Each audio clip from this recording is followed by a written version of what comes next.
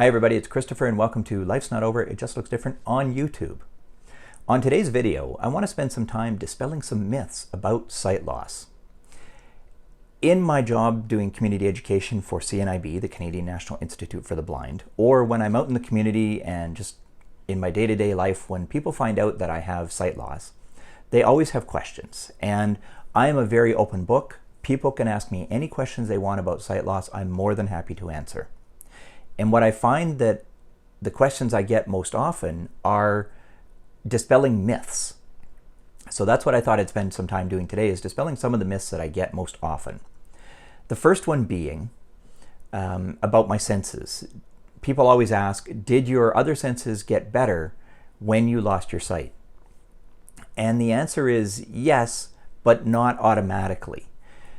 They got better out of need and necessity and sheer practice because I needed my other senses more.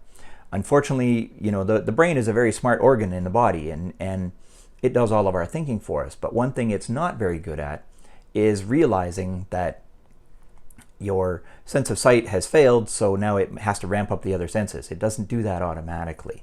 You have to do it through practice and need and necessity.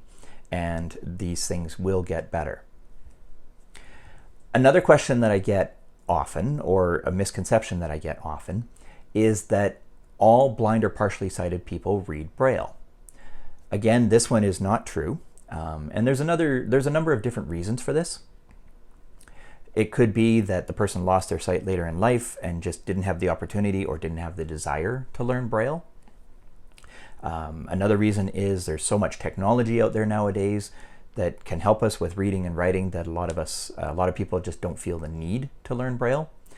And so the actual percentage of of blind or partially sighted people who read Braille consistently and with a lot of fluency is actually quite low. So when I'm asked if, you know, a particular business, if they ask me, you know, should we put up more Braille signage for people who are losing their sight, I would say no. What we often recommend through CNIB is that people put up bigger signage with clearer print and good contrast, whether it be white letters on a black background or black letters on a white background, or even combination of black and yellow. Those provide great contrast for people, and if the signage is larger and easier to read in a nice clear font, that is actually going to help more people with partial sight loss than putting up Braille everywhere. So if you're looking to put up signage anywhere, nice clear print, good contrast, you'll help a lot more people in general. Another one that I get is about white canes and guide dogs, and whether or not all blind or partially sighted people use one or the other. And again, the answer is no. For partially sighted people who are partially sighted and or considered legally blind, I know a number of people who don't want to use a white cane because they don't feel that they need it.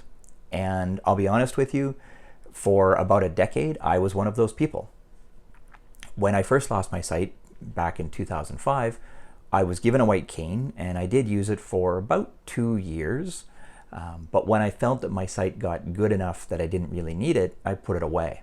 And I didn't use it for about a decade until a couple of years ago when I had a few incidents sort of in quick succession that kind of prompted me that, oh, maybe I should be using my cane. So I've gone back to using my identification cane, not so much for myself. I can still get around pretty well and wander around places pretty well, but it lets other people know that I'm vision impaired and that I might need help. So if they see me walking somewhere that I shouldn't be walking, or if they see me looking really lost, you know, the cane helps to signify to other people that I might need some assistance, or that I may not have seen that I'm not supposed to be walking in whatever area that I'm in.